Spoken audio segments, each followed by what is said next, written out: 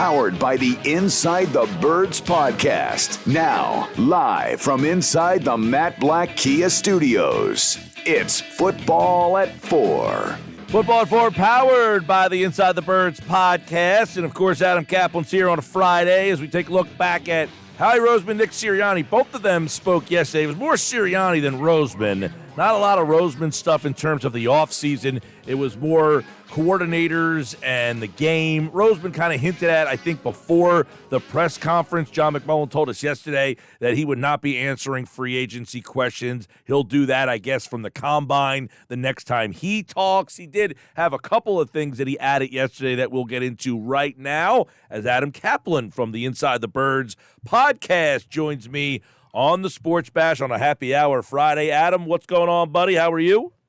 Well, I was just talking to Josh. It's going to be really weird for me not to have football to prepare for. So, because, look, the Eagles made it to the Super Bowl. They didn't win, but it's kind of like withdrawal, not having to prepare for an Inside the Birds pregame show. It's just kind of weird. Yeah, I'm in fact with the Sixers on hiatus today against Memphis. I mean, it's like I actually don't, because what I do, I'm sort of a process when I work at night. I'll take the Sixers game. I'll do a half an hour work, then I'll play the first quarter, and then I'll go back to work. Then I'll play the next quarter. I have this thing to get me through the night. But I don't have that, so I'm actually have to buckle down tomorrow and clean my office. So that's what I'm going to be doing tomorrow. No XFL for you? No, well, I definitely will watch, not the XFL, but I will watch the USFL. I was talking to John DeFilippo, the former quarterbacks coach for the Eagles, and he's coaching. He's the head coach of the New Orleans Breakers of the USFL, and he's going over kind of what he's got coming up. Is kind of interesting. So that's probably the league I'll watch. We're going to have to get a combination. We got to get the USFL and the XFL together. We get it one bigger league, and we might get some fun. Yeah. That how great would that be? It'd be kind of funny. But, the interesting thing about the XFL, some of the like has-been players or guys who are former first-round picks or players who made a lot of money want to revive their career. It's actually interesting what those leagues are doing. That's what they have to do because these guys are on the street and they're available right now. Well, there's a kid from Millville who got drafted by Jacksonville. Actually played pretty well with them in 2019. Raquel Armstead. He's going to play with the DC Defenders. So I mean, guys trying to get back on the map. So if you're into spring football, XFL this weekend, when's the USFL is like another April. All right, so you got this from February to April, then that picks up in April. We're gonna have football year round. It looks like, man. Technically, yes, it's not minor league, but you know what? Before we get started here, Mike, the one thing that bothers me because the league when they lost NFL Europe, that was the developmental league they really needed, and they don't have one. They've tried. There have been some relationships with some of these satellite leagues, but it's not worked out. Their hope is that one of these leagues, maybe by a minor miracle, could be a developmental league for the NFL, but that's a long ways away. Yeah, but what will never end is off-season, the thirst for news. And yesterday was the first kickoff point because it was the finality of the press conference yesterday. Sirianni getting asked about, not punting the ball, that kind of stuff. But really this offseason jumped off yesterday because the takeaway about wanting to extend Jalen Hurts. So let's get into that and how, Adam, this might look moving forward. When do they approach him? How do they kind of approach him? Because it's weird, he's only done this 1 year. You got Burrow, you got Herbert, you got all these quarterbacks looking for deals. Lamar Jackson, you had deals last year. So the Eagles are in a really interesting spot here. Yeah, so starting really after the regular season was over, my understanding is both sides have talked. But when I say talked, it's not like they're exchanging contract numbers yet. You just have discussions about, okay, from the Eagles standpoint, as Roseman already confirmed in the press conference, they want to extend his contract. So what you do is you want to know where the player is, kind of his mindset. And then what happens is, Mike, I'll give you an example, though this is a veteran. The Eagles actually had the Kelsey deal done at the Combine last year, but they didn't want it out. They just wanted to wait to announce it. The Combine is where these deals really move. Like, a lot of these deals get either verbally done, which, by the way, the Combine is in 2 weeks. It's 2 weeks from now. Moshe and I will be there. But what happens is you kind of get an idea of where the player is. Now, of course, Hurts is under contract, so they don't have to get a deal done. But we know from an Eagles standpoint, historically, they try to get deals done early. Now, what we don't know is where is Hurts in this? You would think that he would want to get a deal done because here's the thing, Mike. Joe Burrow, Justin Herbert, we're not debating who the better players are, but this player, Hurts, just made the Super Bowl. His value probably would not be much higher, again, because it'll be hard for him to get back next year. So get a deal. I value this between $45 and $52 million a year, and people are going to go, "You're out of your mind." Well, Kyler Murray got over $45 million. Don't we think that Hurts is better than Kyler Murray? Absolutely, right. That's what makes it so difficult, is because the whole nature of, well, that guy got that, so I need to get more than him. He has to. I know the way it works. Absolutely. He's their guy. They drafted him. He doesn't have a fifth-year option. This is the final year of his contract. I know the way the Eagles work. They're going to try to get this deal done. They won't put a timeline on it because they don't have to. He's under contract. So you don't have to worry about a franchise tag or anything. But you don't want him to have to deal with this in training camp. That they'll never say that's the deadline, but I know the way these things work, that'll be the deadline. So that's just the way it is. And they'll go from there. So we'll see. But to sit down with Nicole and his agent, she's not done a quarterback contract, as I understand it. This is a pretty big contract. I mean, obviously, she's got Quinnen Williams, who could get his contract extended, a terrific player at a breakout season for the Jets, former first-round pick. But this is the big one, the quarterback contract. These aren't easy to do because the numbers with the cap going way up this year, with the cap going up and knowing where it's going to continue to go up because it's the first year of the TV money, the major TV money, the quarterback's going to get the big chunk of that. And this one will be fun to see what happens here.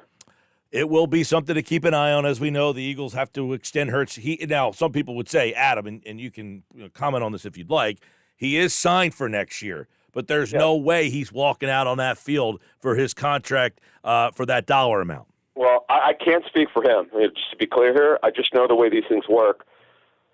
Other than Kirk Cousins, now Kirk Cousins took the he took the franchise tag for 2 years. And I remember talking to the Commanders, they were super pissed at Cousins for asking for a certain amount of money. They just didn't think he was that type of player, that worth the $25 million a year. But guess what? He was, because you're worth as much as you want to get. And the Washington made a mistake by not doing that. And by the way, they're still looking for a quarterback. Adam, Nick Sirianni said yesterday, let's talk about the coordinators. Sirianni loses Shane Steichen, so let's start there. And he revealed something that was rather interesting, that he wants the new guy to call plays. I mean, many people said, okay, Sirianni can take the play calling back. Do they stay in-house? Yeah. So the next guy, presumably an in-house candidate, that guy is going to get to call the plays. Yeah, so I reported this last Sunday. I've known about this for 2 weeks or if not longer. Brian Johnson, barring a major surprise, will be the offense coordinator. They made this decision partially because of his relationship with Hurts. They want to keep continuity. Now, did they know? They kind of got an idea when the Colts visited with Sirianni, with Shane Steichen during the bye week, that he probably was the leading candidate. They kind of knew this, so they firmed this up. In fact, I'd reported also last weekend that teams were kind of told, listen, you don't need to put a slip in because you have to ask permission to speak to a coach who's on a contract. Or if you want to talk to him to be an OC, you have to put a slip in. So one team told me that they didn't even put it in because they had heard that for sure Johnson was going to get promoted. But the big one is defense coordinator. We put on our show, it dropped yesterday, here are the names: Sean Desai, for defense coordinator. Sean Desai, who's a assistant head coach of defense for the Seahawks. The Eagles, we're told, have interest in him. They have interest in Vance Joseph, though no interviews been set up. I was told also that Joseph had his meeting yesterday. He was going to watch tape together with Jonathan Gannon and kind of go through things to see if they're compatible, because Joseph does not run he runs a 34 front. He runs an odd front like Gannon ran, but he doesn't run the Fangio system. So they have to see if they think alike. And if not, the Eagles will look to interview him. They'll look to talk to him. So there'll be others too. We're going to talk more about this on our Monday morning show that drops at 6 a.m. Eastern. Yeah, you mentioned Sean Desai. It looks like they're going to request him, and you mentioned Vance Joseph. That was reported yesterday. Would you think it's more likely, Adam, that they go outside the building for defense? It looks like they're going to stay in-house for offense, but do you think, that they will go outside the building, and would there be an in-house defensive coordinator candidate if you look inside the roster? Right. Denard Wilson's that guy. He's clearly the guy in-house. But as we noted on our Thursday morning show, he'll get a look, but they're going to look at other people. There's no favorite, I'm told, also. Besides the guy the reason why I put him on the list is, A, I knew they had interest in him, B, he did a great job of running the Fangio system. Talking to Bear sources, two people said that the year that he called the defense, he did a great job in his first year as a coordinator, and he's very well respected. He could run cover 3, 4, he could run the Seattle system. It's just a matter of what Sirianni wants, and he's not going to reveal that. Although I do want to give him credit. He didn't have to say this, but he wants the new OC to call plays. As he said, Mike, that was kind of cool. I'm glad he did it. That kind of, I did listen to it live.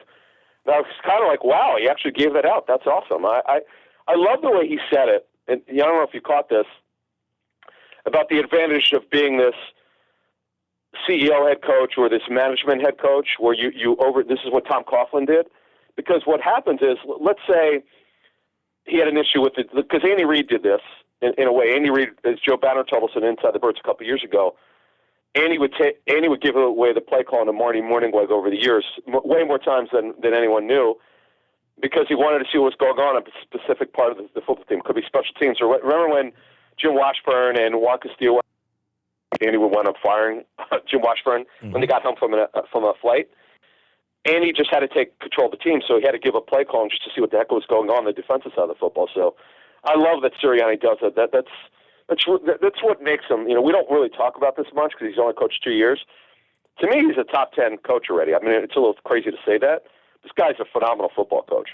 Yeah, and I think he really gets it in terms of it's not about me, it's about winning. And me calling the plays isn't our best because I got to do so many other things. That doesn't mean he can't call plays if he ever had to. He's probably, very equipped to call, but he said, I want to be a CEO coach and I can't concentrate on everything if I'm calling the plays. Well, he's going to have to call a lot of new names next year. Eagles free agency features 19 players, Adam. So the list of guys and the potential of who's back and who's gone, that really starts now. Yeah, so we're going to take the whole Tuesday segment. It's going to be devoted to free agency, but I'm just going to tell you they're 19. I'm just going to give you the names, and it's going to close the segment today. Here are the names. They're 19, actually a little bit more than I thought. Here are the 7. Minshew, on offense, there's 7 only. Minshew, obviously, is not a big deal. They'll find a backup quarterback if he doesn't come back. Miles Sanders is to me is pretty big, because if he doesn't come back, they'll have to decide what they're going to do with the running back position. Boston Scott, Zach Pascal, Andre Dillard, Jason Kelsey, obviously, who I'm told as of yesterday had not made a decision on what he's going to do. Isaac Seumalo. That's an interesting one. Now, Kelsey's tied into this because they have to make a decision here. If Kelsey does not come back, okay, well, we know Cam Jurgens is going to be his replacement. Well, if Isaac leaves, who's his replacement? If Kelsey comes back, are they going to put Jurgens at Seumalo's guard spot? Most likely, yes, but it's not definite. So that's offense. Defense, special teams, Brett Kern, who obviously did not do well. So can't see him coming back. And then on defense, Mike, 11 players, 4 defensive tackles, Cox, Hargrave, Linval Joseph, and Dominican Sue. Brandon Graham, the great Brandon Graham, hopefully comes back. Robert Quinn, the trade didn't work out. Let's call it like it is. 2 inside linebackers.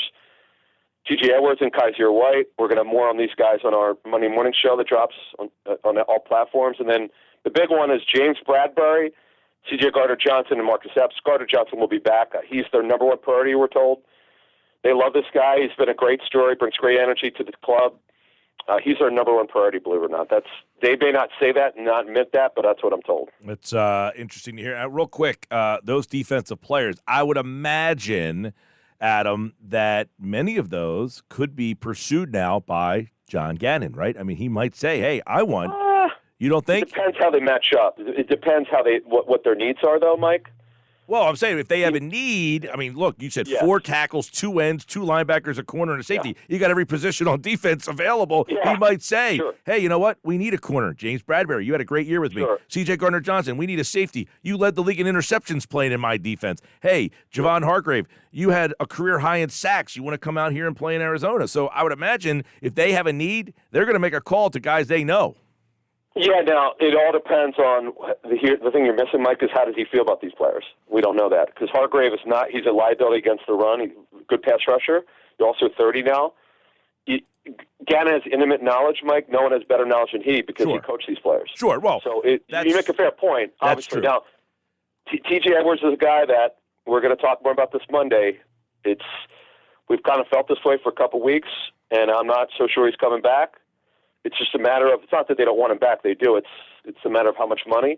I've talked about this probably half a dozen times. The Eagles, ironically, they let Jordan Hicks walk to the Cardinals. They didn't even offer him a contract, I'm told, once they found out what he wanted, $10 million a year. I don't want to say they laughed. They said, oh, hey, Jordan, we like you, but enjoy yourself in Arizona. So just remember, they're going to be walking away from some players here. Adam Caplan, and real quick, Minshew, I think you mentioned kind of him in passing, but I will say this and get your opinion.